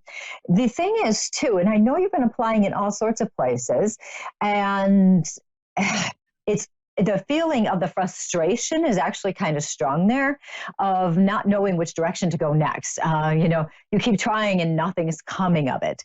And that's, I think, part of the reason why I keep feeling the smaller situation there with somebody who's willing to hire somebody who's, not 12, or 18, that feeling there too. The thing is, it seems to me that you've had so many different experiences in your lifetime, and you've been very good about handling things as positively as possible. And this one is starting to really kind of get you down, because you're starting to feel like you're never going to have a position. And you're starting to feel like you don't want to be a burden on somebody else. You don't want to be feeling like you're imposing on somebody else. Does that make sense for you? That does. And I also feel like my acts were not forced yet. But I feel like he's put a curse on me. I don't know why. You feel like your ex has put a curse on you? Yeah, his name is Ken. And he's a guru. Okay. My feeling on that is no one can put a curse on you ever. Okay. So if you feel like the reason you would feel like there's a curse on you is because you feel out of control. It feels like you have bad luck, bad things going one after another. You can't control it. You can't fix it. That kind of thing. For me, when I feel that kind of energy, what I always want to tell people, and I always do tell people, is that that means they have to reconnect to themselves again. They have to reconnect to their inner power. Because if you're feeling like somebody put a curse on you, even if it's just a passing thought, that means you are right now giving your power to someone else. You're actually saying that someone else has power over you. And that's not a good thing, because when you give your power away to somebody, you're not strong in yourself anymore. So I would suggest, speaking and moving into coaching mode rather than the mediumship psychic mode for a moment, I would suggest as a coach, what you would want to do is set up some intentions. So literally come up with intentions of how you want to feel in your day, or an intention of how strong you are. And you may do something along the lines of, I am a powerful and competent woman, something like that. You can say it out loud or not, okay? So you don't have to say these things out loud. If you consciously just stop for a moment and just say, I am a powerful woman, whatever feels right to you. You want to use I am statements, because I am statements are very powerful. They make whatever you're saying in the present right now. You might want to say something about being competent, so it gets your power back to recognize that you can have a job and you'll be good at it. So you want to say something about yourself being powerful, something along the lines of competency. You might want to say something about trusting the universe to bring you exactly what you need. So you're trusting, if you believe in a God, you're trusting in God, you're trusting in the energies around you to help you. Okay, that's not giving your power away, that's trusting in the process of things. So that may be very important for you. I've been asking for a lot of help from the other side, and I'm wondering if you're picking up on any of my friends or family on the other side of the bell. Well, and that may be what's happening. I've only got a couple of minutes left, so I don't really have time to connect in with them. But that may be what's happening, because when I get information, when I'm talking to somebody, it's coming from someplace else. I kind of channel it through, and the support. And it's great that you talk to the people on the other side, because they will support you. They will help. Okay, so you can ask for help. You can just tell them what you think, and they can actually give you some intuitive guidance. You might feel something and all of a sudden know what to do, what action to take. Something could just happen. So keep talking to the people on the other side. And while you do that, definitely think about doing some intentions. When you do intentions, add the emotion with it. I want to be happy today. I want to feel empowered, or I am empowered today. I am happy today. I am a person who can handle my life. Those kinds of things. If you Google intentions, you'll be able to get all sorts of stuff. Louise Hay has many, many intentions out there that you can find. And so you can read through some that other people have written, and you may find something that really helps you and that speaks to you. So I would suggest doing that. At the same time, keep looking for that job. Look for smaller companies, okay, where you might do something with data entry or research, something like that. That will really help you. And because I do feel something coming. So Pam, thank you so much for calling in tonight. I'm so happy I got to talk to you. I'll send you lots of positive energies on your job search, so you have that. Okay. And thank you so much. You're welcome. You have a great night. And that was Pam from Ohio. And it's so nice to talk to people from all over the place on this show. I want to thank you so much for watching and listening. I'm Colleen Vander Zyden, and this was Creating an Inspired Life. You can connect with me at psychicmediumcolleen.com, and as well as on Facebook, Colleen Vander Zyden, medium and intuitive life coach. You guys have a great week, and I will talk to you next week. Goodbye.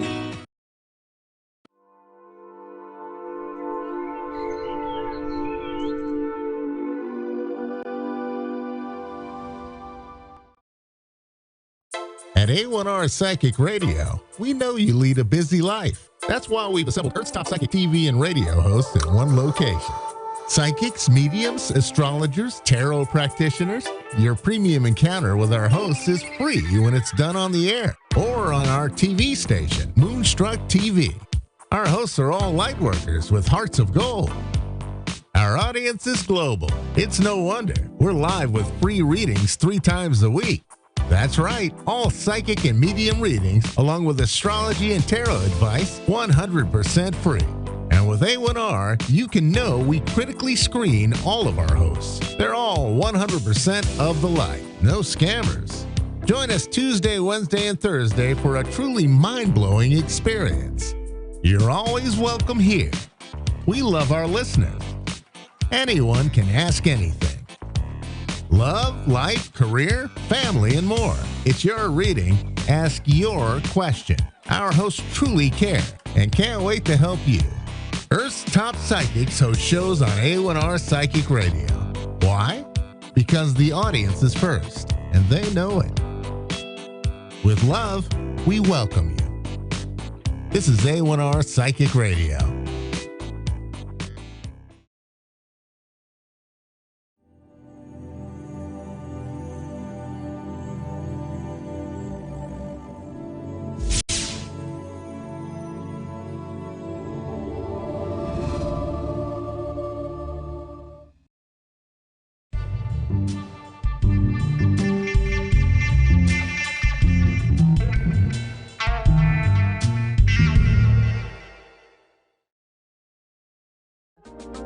You know, we live in an abundant universe, and we talk about living in a universe, and most of us are experiencing lack.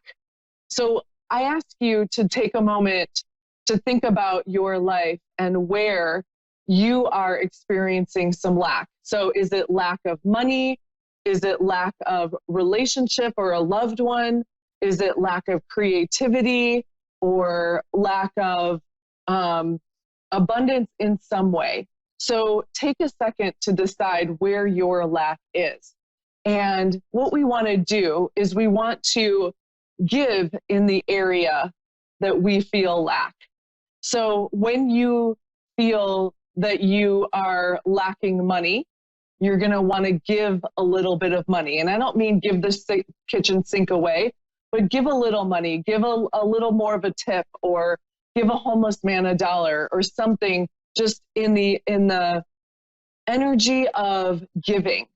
If you feel lack of love, give love. If you feel lack of creativity, give somebody else a creative. So I remember one time I have coaches have 3 to 5 of them a week, and it was right around this time of the year, I think, when people were getting busy, and all of a sudden we were all like, oh, I can't make it, and oh my gosh, I just suddenly was like, what's going on? And a part of me was like, everyone's just busy, but then I was thinking, oh my gosh, do they not love me? What's going on? Maybe I'm, I don't know what's happening. Why are all my calls falling away? So I just decided in that moment, I wrote up a text and I wrote every single one of my friends a text telling them how much I love them and how much I appreciate them. And I have to tell you, within 5 minutes, my phone blew up with so much love and so much affection. And it just really lit me up. So when you are feeling lack anywhere in your life, you want to give in that area.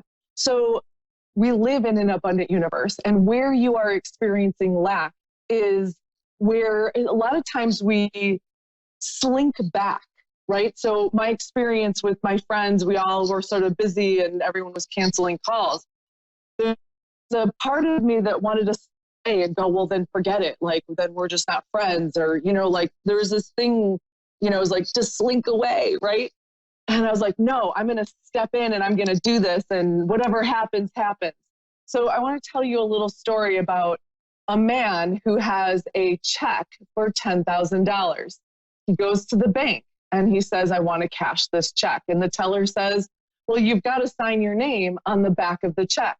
And he goes, whoa, wait a minute.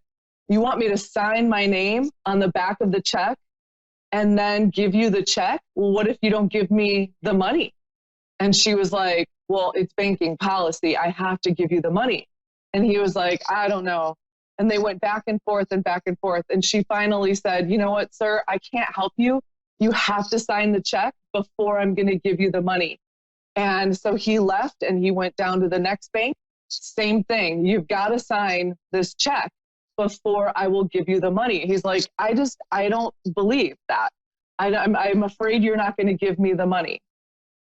So he goes to the next bank, same thing. She's like, listen, it's banking policy that you sign the back of the check before I can give you the money. And they went back and forth, and the teller just got so frustrated with him. And she picked up a blow up baseball bat and just hit him over the head with the baseball bat.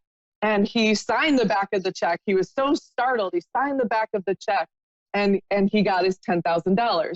And money in hand, he goes back to the first bank and he goes, see, I got my money. And the teller goes, well, I'm pretty sure that you had to sign the back of the check before the teller gave you money. And he goes, yeah, but they didn't they explained it to me a little different than the rest of you. And so I love that story, because we have to do first before we can receive. So a lot of times, another story, I had a credit card, a huge credit card bill coming, bigger than I've ever really had. And I didn't have the money to pay for that credit card. And I had, maybe I had $600 in the account, and the credit card, it was thousands.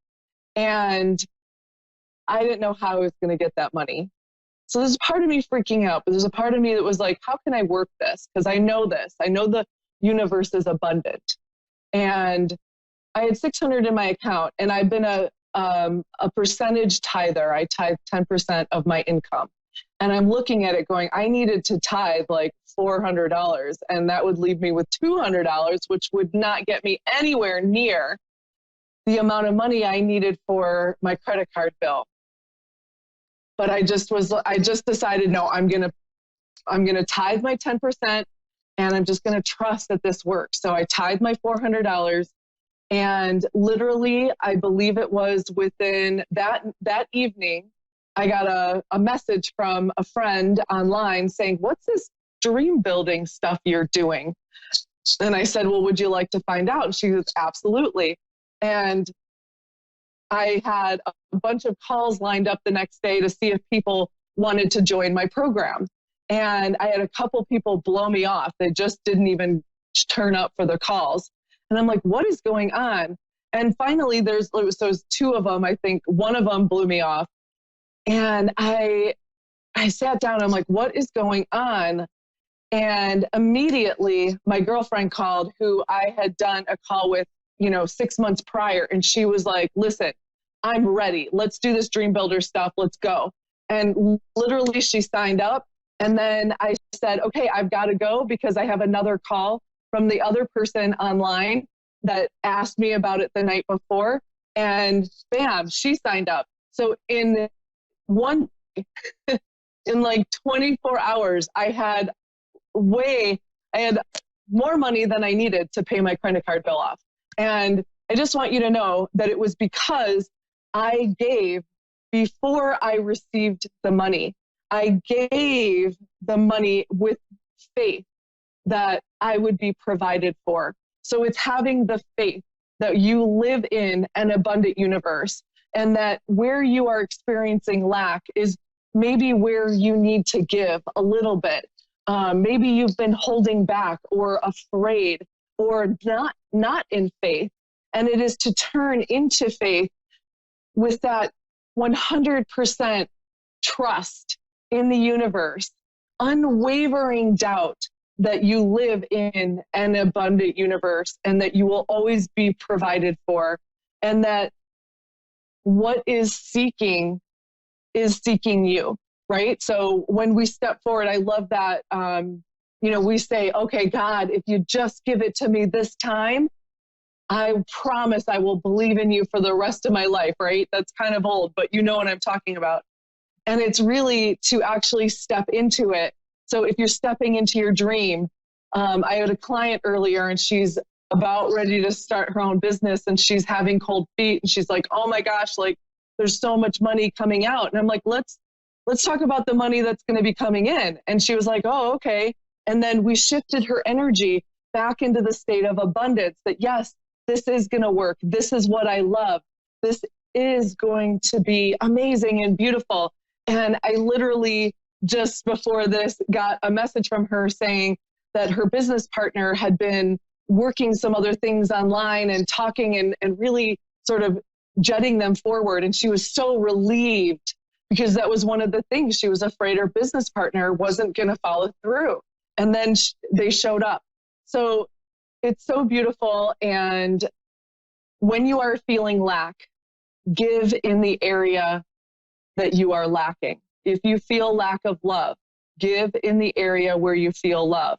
If you are lacking in money, give money. If you are lacking in ideas, give someone else ideas. If you are lacking in help somebody else, right? So give in the area, a little bug, of where you are lacking. So see this week where you can give and where you can step into the abundance of the universe, where you can have faith that you are being provided for. That's your homework for this week, okay? It's summertime. This is beautiful. Okay, we're going to go to Faye in Brooklyn, New York. I love it. Hi. I'll give you this card. Hi, Faye. How are ya? Good. How are you? I'm fabulous. What can I help you with today? Well, I'm kind of looking for advice in career. I just feel like I'm so stuck. Stuck? Okay. Tell me a little bit. What do you do? Well, I am teaching right now, but not like in school. And I enjoy it, but I feel like it's not where I'm supposed to be. Okay, so do you mind me asking, like, what kind of a teacher you are? I teach in technology. Oh, okay, cool. Okay, so a little worn out or just ready for something new, not what you love anymore? I love it, but I feel like I can't explain it. I feel like it's not I feel like it's not my path anymore. Okay. I can't explain it. Do you have an idea of what you would love to be doing? For some reason lately, I've been feeling like I need to be somewhere in a more creative mindset. So like in the arts. Okay, cool.